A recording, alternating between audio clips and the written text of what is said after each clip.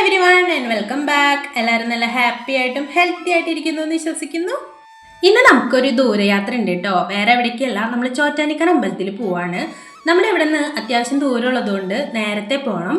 അതുകൊണ്ട് ഇന്ന് ഞാൻ 4 മണിക്ക് എഴുന്നേറ്റിട്ടുണ്ട് കേട്ടോ. എൻ്റെ ഓർമ്മയിൽ ഈ അടുത്ത കാലത്തൊന്നും ഞാൻ 4 മണിക്ക് എഴുന്നേറ്റിട്ടില്ല. 7 മണിയാണ് കേട്ടോ എൻ്റെ കണക്ക്. അതുകൊണ്ട് തന്നെ രാവിലെ എഴുന്നേറ്റിട്ട് കണ്ണിങ്ങനെ അടഞ്ഞടഞ്ഞ് പോവുക, ഒരു രക്ഷയില്ല കേട്ടോ. കൂട്ടത്തിൽ നല്ല തണവല്ലേ, അങ്ങനെ ഒരുവിധം എഴുന്നേറ്റിട്ടുണ്ട്. കാരണം അധികം നേരം വൈകാൻ പറ്റില്ല. പെട്ടെന്ന് റെഡി ആവണം കേട്ടോ. ഉണ്ണി ഞാനും കൂടിയിട്ടാണ് പോകുന്നത്. പിന്നെ അമ്മയുടെ അമ്മയുണ്ട് കേട്ടോ. അമ്മയുടെ വീട് എറണാകുളത്ത് ആയതുകൊണ്ട് അവരങ്ങോട്ടേക്ക് നേരിട്ട് വരും. നമുക്ക് അങ്ങോട്ടേക്ക് എത്തണം.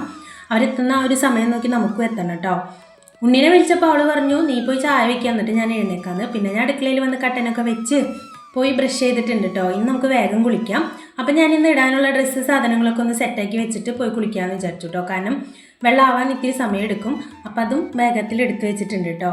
സാരി കൊടുത്ത് പോകാമെന്നാണ് വിചാരിച്ചത്. പക്ഷെ അത്രയും നേരത്തെ എഴുന്നേറ്റ് നമ്മൾ എങ്ങനെ സാരി ഉടുക്കാൻ നോക്കിയാലും സെറ്റാവില്ല. ചിലപ്പോൾ നേരം വൈകും കേട്ടോ. അതുകൊണ്ട് നമ്മൾ കോട്ട് സെറ്റ് ആക്കിയിട്ടുണ്ട്. പിന്നെ ഉപയോഗിക്കാനുള്ള സാധനങ്ങളൊക്കെ എടുത്ത് സെറ്റാക്കി വെച്ച് നേരെ പോയി കുളിച്ച് റെഡിയായി വന്നിട്ടുണ്ട് കേട്ടോ. ഒരു 6 മണിക്ക് ഇറങ്ങാനാണ് ഞങ്ങൾ പ്ലാൻ ചെയ്തത്. എന്താണെന്നറിയില്ല, കറക്റ്റ് സമയത്ത് തന്നെ ആയിട്ടുണ്ട് കേട്ടോ. പക്ഷേ പുറത്തിറങ്ങിയ സമയത്ത് നല്ല ഇരുട്ടാണ് കേട്ടോ. മഞ്ഞ് കാരണമാണെന്ന് തോന്നുന്നുണ്ട്, വെളിച്ചൊന്നുമില്ല. പിന്നെ സ്ട്രീറ്റ് ലൈറ്റ് ധാരാളം ഉണ്ട് കേട്ടോ. ഇപ്പോൾ ഇലക്ഷൻ പ്രമാണിച്ചിട്ട് അവർ സ്ട്രീറ്റ് ലൈറ്റ് ഒക്കെ ശരിയാക്കിയിട്ടുണ്ട്. അതുകൊണ്ട് പേടിക്കാനൊന്നുമില്ല. പിന്നെ മോർണിംഗ് വാക്കിന് പോണവരുണ്ട്.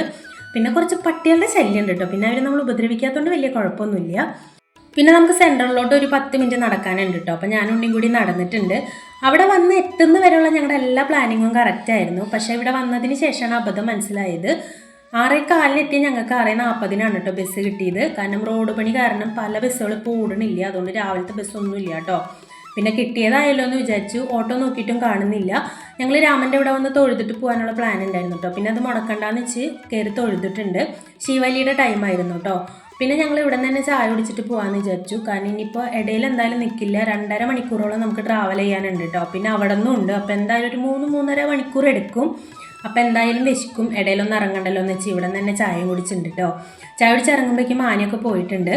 രാവിലത്തെ ബസ് മിസ്സായെങ്കിലും പിന്നീട് അങ്ങോട്ടുള്ള എല്ലാ ബസ്സും കറക്റ്റായിരുന്നു കേട്ടോ. വന്ന് നിന്നപ്പോൾ തന്നെ നമുക്ക് വൈറ്റിലെ ബസ് കിട്ടിയിട്ടുണ്ട്. പിന്നെ ട്രാവലിംഗ് അങ്ങോട്ട് തുടങ്ങി കേട്ടോ. ബസ്സിൽ കയറി കഴിഞ്ഞാൽ ഞാൻ അപ്പം കിടന്ന് ഉറങ്ങും. കാരണം എനിക്ക് ഛർദിയുടെ ഒരു അസ്കിതി ഉണ്ട് കേട്ടോ. ദൂരയാത്രയ്ക്ക് മാത്രമേ പ്രശ്നമുള്ളൂ, വേറെ യാത്രകൾ കുഴപ്പമില്ല കേട്ടോ. ഇങ്ങോട്ടേക്കൊക്കെ വരുമ്പോൾ ഞാൻ ഇവിടെ വർക്ക് ചെയ്തിരുന്ന സമയത്തൊക്കെ ഭയങ്കര ബുദ്ധിമുട്ടായിരുന്നു. പിന്നെ 2.5 മണിക്കൂറിന് മേലെ എടുത്തിട്ടുണ്ട് കേട്ടോ എത്താനായിട്ട്. പിന്നെ അവിടെ നിന്ന് പെട്ടെന്ന് തന്നെ ബസ് കിട്ടിയിട്ടുണ്ട്. പിന്നെ 12 മണി വരെ നട തുറക്കുമെന്ന് ഞങ്ങൾ കണ്ടിട്ടുണ്ടായിരുന്നു കേട്ടോ. ഞങ്ങളവിടെ എത്തിയതും അവരും വന്നത് ഒരുമിച്ചായിരുന്നു. അതുകൊണ്ട് അവർക്കും വെയിറ്റ് ചെയ്യേണ്ടി വന്നില്ല, ഞങ്ങൾക്കും വെയിറ്റ് ചെയ്തേണ്ടി വന്നില്ല. അമ്മയ്ക്കൊക്കെ ചായ കുടിക്കണമെന്ന് പറഞ്ഞ കാരണം ഞങ്ങളൊരു ഹോട്ടലിൽ കയറി. അവർ 3 ആളും കട്ടൻ ചായയും ഞാനൊരു പാൽ ചായയാണ് കേട്ടോ കുടിച്ചത്. എനിക്ക് കട്ടൻ വലിയ താല്പര്യമില്ല. പിന്നെ നേരെ നമ്മൾ അമ്പലത്തിൻ്റെ അവിടേക്ക് എത്തിയിട്ടുണ്ട് കേട്ടോ. ഇവിടെ പുറത്ത് ഭയങ്കര തിരക്കായിരുന്നു. അപ്പോൾ ഞങ്ങൾ വിചാരിച്ചു അകത്ത് ഭയങ്കര തിരക്കുണ്ടാവുന്നു. പക്ഷേ ഇല്ല കേട്ടോ. അയ്യപ്പന്മാർ അവിടെ റെസ്റ്റ് ചെയ്യുന്ന കാരണമാണ് നമുക്ക് തിരക്ക് ഫീൽ ചെയ്തത്. പക്ഷെ ഉള്ളിലേക്ക് പോയപ്പോൾ ഒരുപാട് തിരക്കില്ല, എന്നാലും ആളുകളുണ്ട്.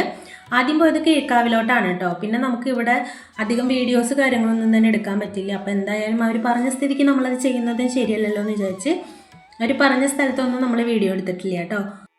ഞാൻ ഈ ഒരു അമ്പലത്തിലേക്ക് ചെറുപ്പത്തിൽ വന്നിട്ടുള്ളതാണ് കേട്ടോ. അതുകൊണ്ട് എനിക്ക് വലിയ ഓർമ്മയൊന്നുമില്ല. ഉണ്ണിക്കും ഓർമ്മയൊന്നുമില്ല എന്ന് പറഞ്ഞിട്ടുണ്ട് കേട്ടോ. പിന്നെ ഞങ്ങൾ ഈ പാട്ടിലൊക്കെ കണ്ടിട്ടുണ്ട്. പക്ഷെ അത് വെച്ച് നോക്കുമ്പോൾ ഇത്തിരി വ്യത്യാസമുണ്ട് കേട്ടോ. എന്തൊക്കെയോ പണികളൊക്കെ കഴിച്ചിട്ടുള്ളതുകൊണ്ടാണെന്ന് തോന്നുന്നു.